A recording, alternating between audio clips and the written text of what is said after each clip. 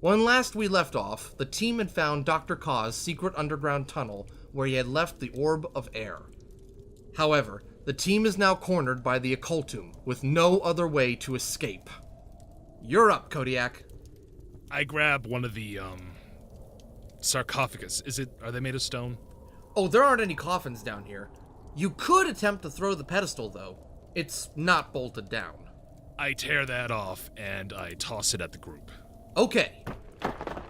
Nope. It's a 3. They shoot you first, minus 25. Nyquist, you're up. I'm gonna attempt to throw a smoke bomb, and then I'm gonna try and, hit as many of the bad guys as possible, and hopefully, get them off guard, kind of thing. Alright, here we go. It's a 6. Yes! And you take out 6 of them. Burnout, your turn. Okay, how about this? I take out the perfect potato chip. I threaten to destroy it, unless they let us go. Really? What? Yep. I want to see if that works. That might work. Alright, I'll roll for it. Oh, you gotta be kidding me. It's a 16! Yeah! No. So Burnout shows the remaining occultum agents, who, by the way, are all hardened criminal terrorists, the perfect potato chip. They stare in awe at it, you threaten to destroy it, and amazingly, they back off. Yeah! Not since the cake-eating monster have I seen something this stupid on this show. You know, Burnout, you're an odd fellow, but sometimes I love you. Before you guys can make a run for it, however, you notice another person walking slowly down the stairs from the crypt above. It's hard to make out who it is, but you can tell it's a man. As he gets closer, you notice that his hands are lightly glowing an eerie assortment of colors. Oh, God. You fools, giving up so easily. We cannot have weakness in our ranks. The man with the glowing hands points at one of the remaining occultum soldiers. And suddenly, that one occultum soldier becomes increasingly angry until he becomes consumed with pure rage. He turns his gun on his cohorts and kills them all without another thought. The man with the glowing hands gets closer and finishes off the enraged soldier. Now the glowing hand man is closer to Burnout's light, and you all get a good look at him. Though now, you probably wish you hadn't. The glowing hand man's skin is shriveled up and a sickly, rotting green color. The parts of his upper body left exposed by an open military vest are covered in stitches, yet he maintains a fairly muscular physique. His face is warped and practically expressionless. Nyquist, you recognize this thing standing before you. He was once Mason Baskel, the man whose organization, Maison d'Eton, kidnapped you when you were just a boy and changed you forever, stealing all memory of your past life from you. And while that was the beginning of your story, Nyquist, it was not the end of Baskel's. He died of brain cancer in prison after his initial arrest, but you have long since become aware of his resurrection as this zombified husk. Through his own worship of dark beings, Baskel was brought back using the bodies of other deceased inmates at the prison he was held at, and given new and terrifying abilities. And though he does not know who you are under your mask, he has sought to destroy both you and your real identity of Simon Hawes many times over as your arch nemesis. This is voodoo. Hoodoo? this is Voodoo, or that is Voodoo. We probably should get out as soon as possible because he has the ability to control people's emotions and make them act in ways they normally wouldn't do. Oh, you're not leaving here, Nyquist. None of you are. How fitting, though, to come across you again in a tomb already prepared. Today, I will bury you once I have that orb. Give it to me. Oh, me? No. Yes, Burnout, you. The only one here holding an orb. That's all right. We can do this the hard way. I could just use my powers on all of you, have you kill each other, and then take the orb. But I have a far more interesting way to get what I want. Voodoo takes a small radio from his vest. Bring him down. At that moment, one other Occultum agent comes down the stairs, holding on to someone at gunpoint. And that someone is homeless Uncle Dunk. You had to play with my emotions, didn't you? By now you should know. That's what I do best. I know. That was also a pun. Joke while you can, but your emotions are known to me. The fear, even the hate. For what I now hold over you, you and Simon Hass hold this vagrant in high regard. So, I make you an offer. You give me the orb, or watch him die. Homeless Uncle Dunk quickly yells over at you all, saying that whatever you do, don't give Voodoo what he wants. Well, it was nice knowing you, homeless Uncle Dunk. Okay, so we know what Burnout wants to do, but what about you, Nyquist? What are you gonna do? We may have to call his bluff, and we may have to let homeless Uncle Dunk die. Nyquist. So, you're willing to let homeless Uncle Dunk die? It is a hard decision, and I do not make it lightly, and I will very much get my revenge on Voodoo. If that's your final decision. I think it has to be. Well then, let's make this a little more interesting, shall we? Voodoo's hands light up in that eerie glow as he points to Kodiak.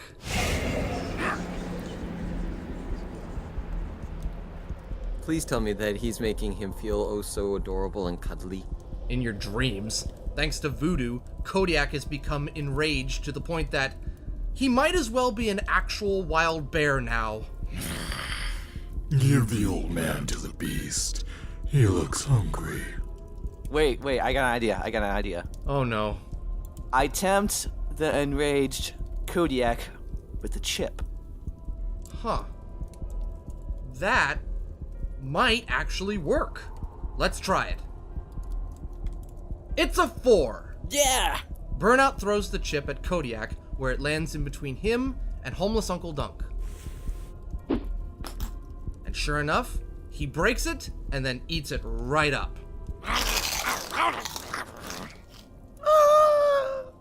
He really hated that potato chip. Fine. Original plan it is. Voodoo's hands glow once again, and this time he points at Hybrid.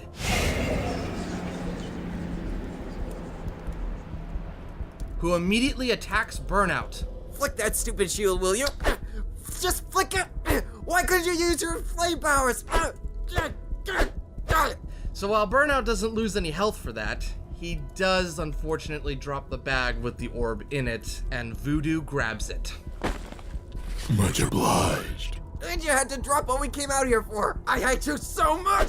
So as Nyquist and Burnout are cornered by the enraged Hybrid and Kodiak, one of Shadow Destroyer's portals opens up. allowing for Voodoo and his one henchman to escape. Before leaving, though, Voodoo tosses a live grenade into the tunnel. Rest in peace.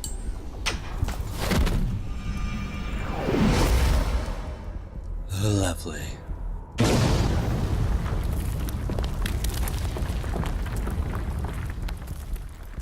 The grenade explodes, collapsing the tunnel's only entrance, sealing you deep beneath the ground with the enraged hybrid and Kodiak.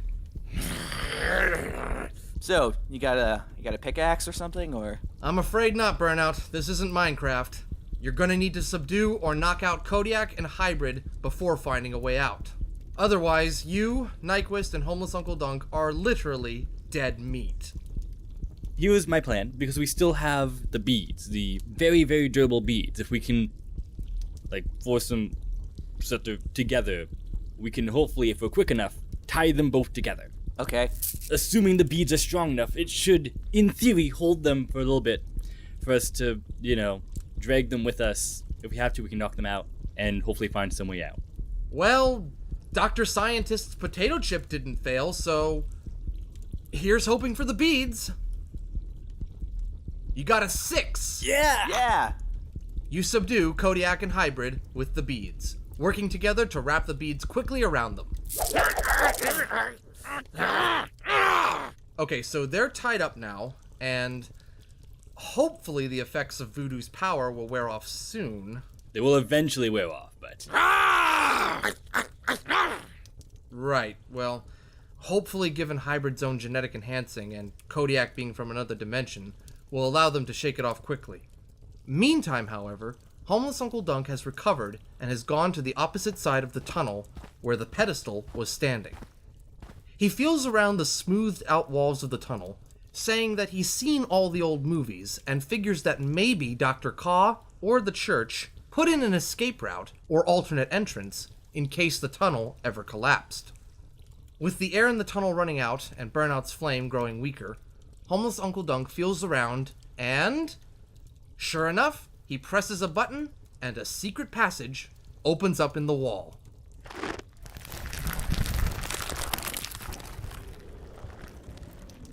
Now you all can escape. Though, one other question I have to ask. How are you going to get Hybrid and Kodiak out of here? Do you have something? Thank God we brought leashes for our friends. I know, right? Hey, yeah, I mean...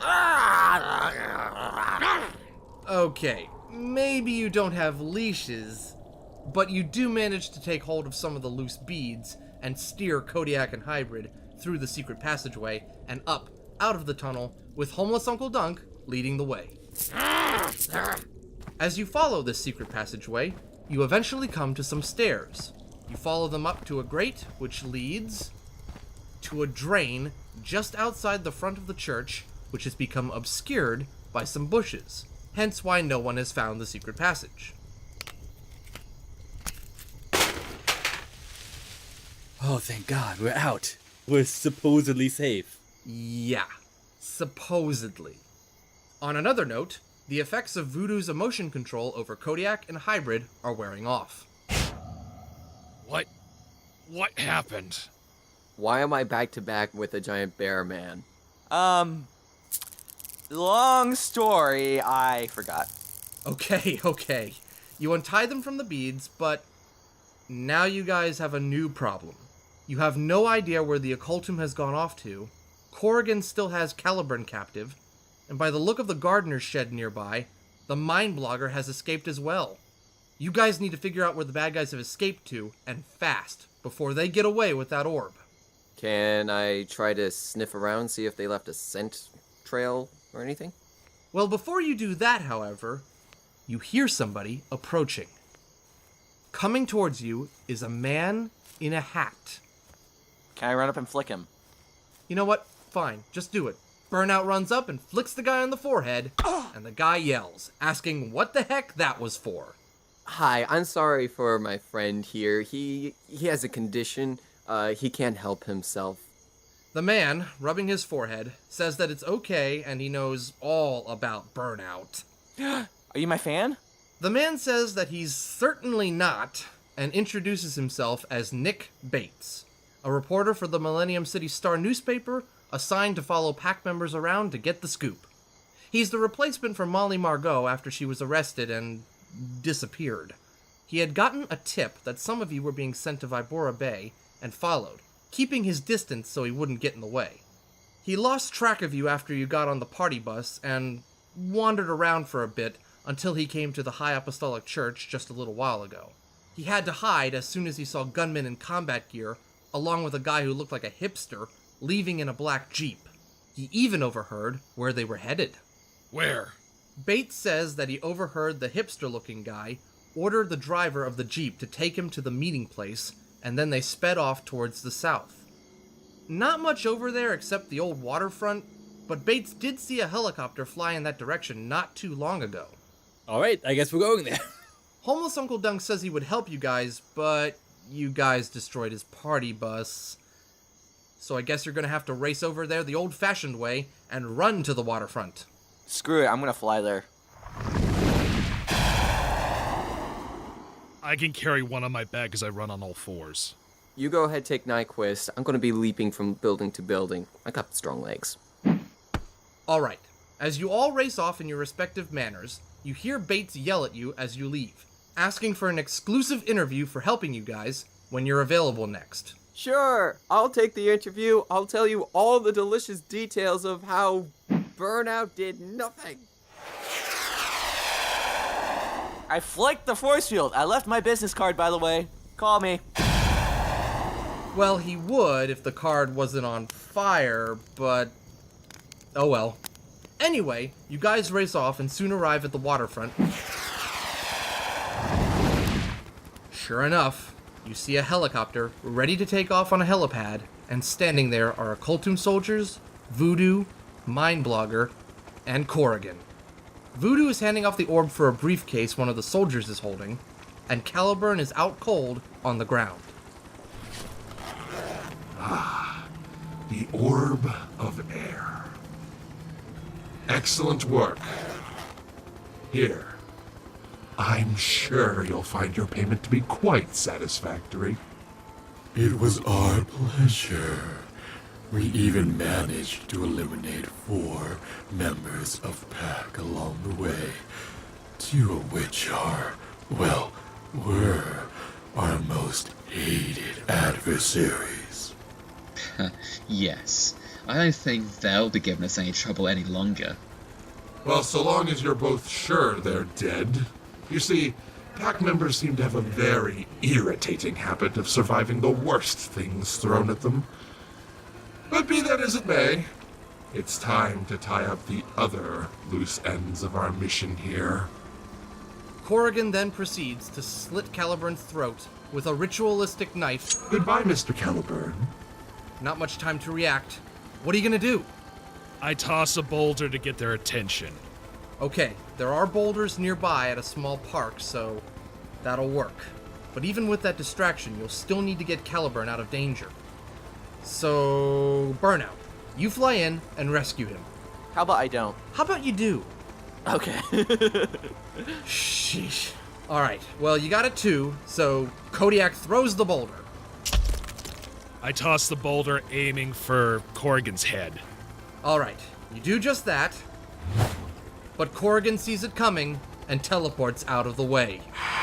You do scatter and startle the henchmen, though. But even though you missed Corrigan, Burnout is able to quickly fly in and rescue Caliburn. No! How are they still alive? We've got bigger problems than that now. I used my magic to teleport out of the way of that boulder. I can be tracked by their director now. But my revenge. There will be time for that, Mind Blogger. Best to retreat for now. Indeed. Even with our respective abilities, I'm not risking our prize by wasting our time with these fools. I just hope our benefactor has enough left in him to be able to get us out of here! Another portal opens up, and the villains escape. The portal closing before you can follow.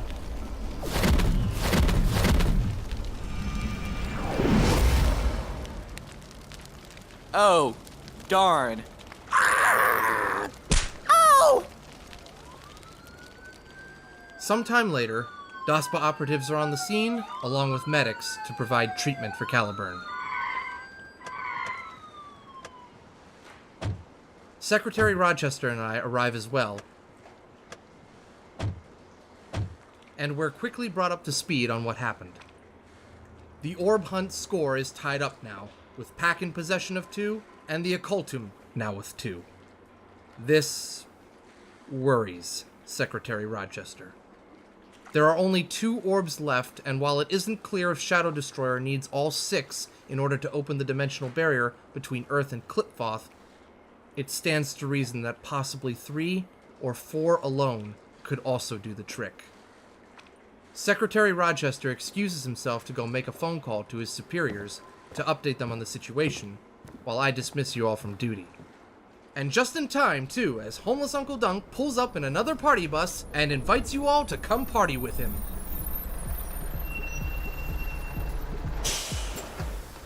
Yeah! I jump into the car with him. Alright, sweet. You guys better stop for coffee. I'm hopping in. Okay, so Nyquist and Burnout hop into homeless Uncle Dunk's party bus as it takes off down the road at max speed, loud music blaring all the way.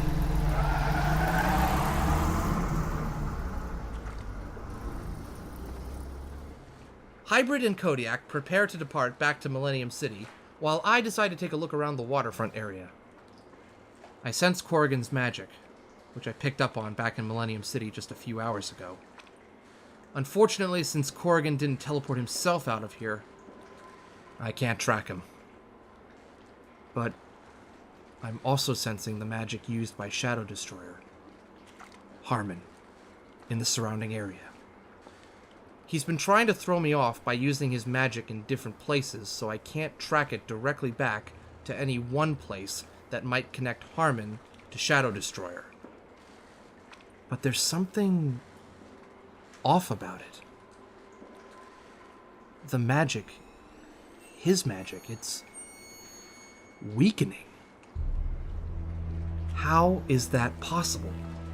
Magic can be blocked with counterspells, but you can't lose it.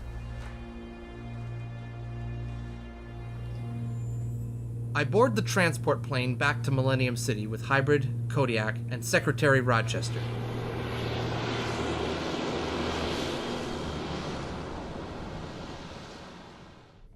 And soon, I'm back in my office, looking over the mission reports.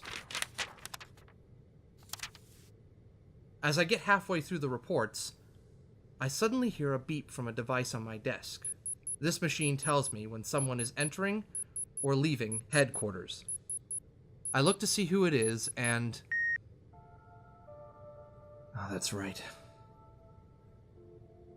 With all this business about the orbs, I haven't gotten around to telling her yet. I open a drawer in my desk I keep locked with a protective spell, and pull out the disc that Dr. Destroyer gave me in Multifaria. The one that proves that a person on this team, my team, is his biological heir. It's been over 6 months now. I'll have to tell her sooner or later. To make sure that she's not a mole. And to figure out what Ser Stoyton was planning to use his daughter for. Tale on the Air Champions will return June 2nd. Stay tuned next week for an announcement regarding the second half of the season, as well as what will be coming out during the month of May.